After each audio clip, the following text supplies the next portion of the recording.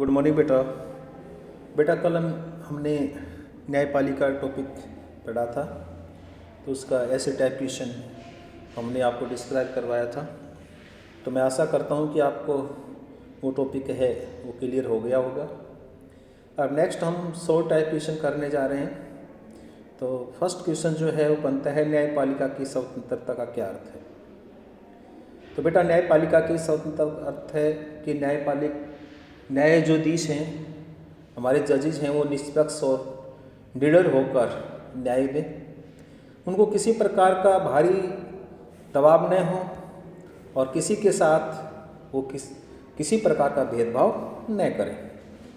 Next question बनता है, न्यायपालिका की स्वतंत्रता के 2 उपाय लिखो।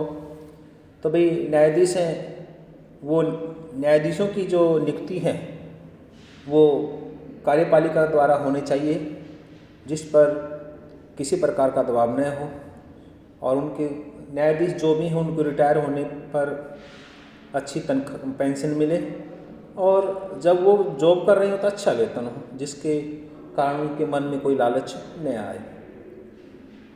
अब नेक्स्ट क्वेश्चन है, न्यायपालिका की परामर्शदायी शक्ति पर एक टिप्पणी लिखो। तो देखिए, कई देशों में न्यायपालिका को कानूनी मामलों में सलाह देने का अधिकार प्राप्त होता है। भारत में राष्ट्रपति किसी भी विषय पर सुप्रीम कोर्ट की सलाह ले सकता है। तो इसको परामर्शदायी भी है। न्यायपालिका क्या है?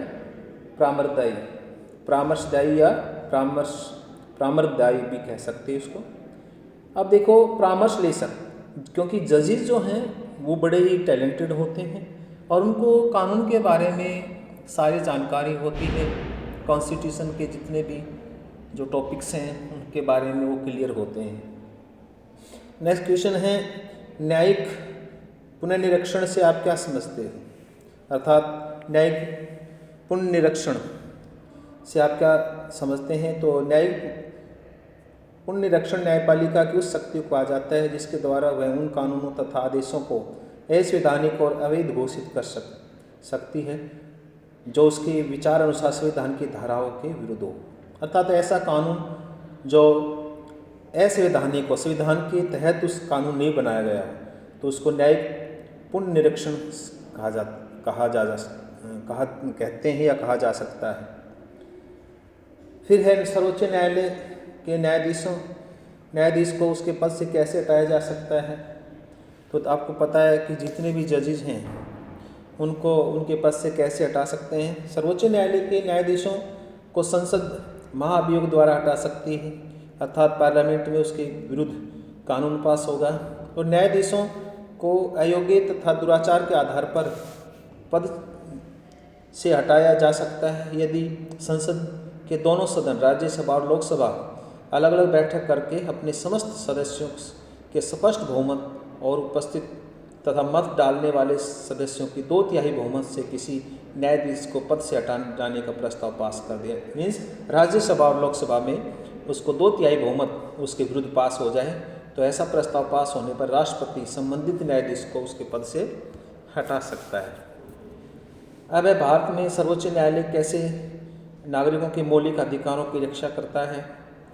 तो यदि कोई व्यक्ति यह समझे कि सरकार ने उसके मौलिक अधिकारों में हस्तक्षेप किया है या कोई कानूनी मौलिक अधिकार के विरुद्ध बनाया गया है, या कोई भी कानून हो मौलिक अधिकारों के विरुद्ध बनाया गया है, तो वह सर्वोच्च न्यायालय के पास जा सकता है और सर्वोच्च न्यायालय कई प्रकार के अभिलेख जारी कर सकता है और किसी कानून को अवैध घोषित कर सकता है। स्वतंत्र न्यायपालिका का क्या अर्थ है? तो देखिए, न्यायपालिका की स्वतंत्रता का अर्थ है कि वह न्यायपालिका, कार्यपालिका तथा विधानपालिका के अधीन अपना कार्य न करे। विधानपालिका तथा कार्यपालिका को न्यायपालिका के कार्यों में इंटरफेयर का कोई जो राइट्स नहीं होता है, और न्यायाधीश तथा निष्पक्ष होकर न्याय कर सकते हैं जब उन पर किसी प्रकार का दबाव न हो। भारत में स्वतंत्र न्यायपालिका की स्थापना की गई है। तो बेटा ये टॉपिक आज हमने आपको कंप्लीट करवाया। नेक्स्ट टॉपिक आपका कार्यपालिका के बारे में बनेगा, उसको हम कल डिस्क्राइब करेंगे। तो मैं आशा करता हूँ कि आप अपने घर इसको अच्छे ढंग से तैयार करेंगे और इसके मेन पॉइंट्स हैं उसको नोट कर लेंगे। तो कल आगे का जो टॉपिक को करेंगे। थैंक यू बेटा।